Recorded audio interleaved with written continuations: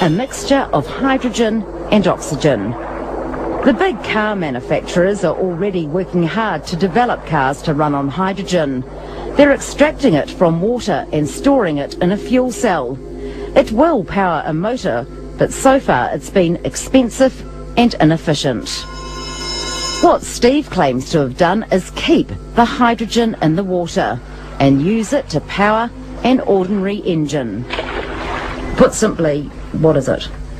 What we've done is actually entrained the hydrogen in the water to make it fire. And you're saying, to your knowledge, that's never been achieved before? No.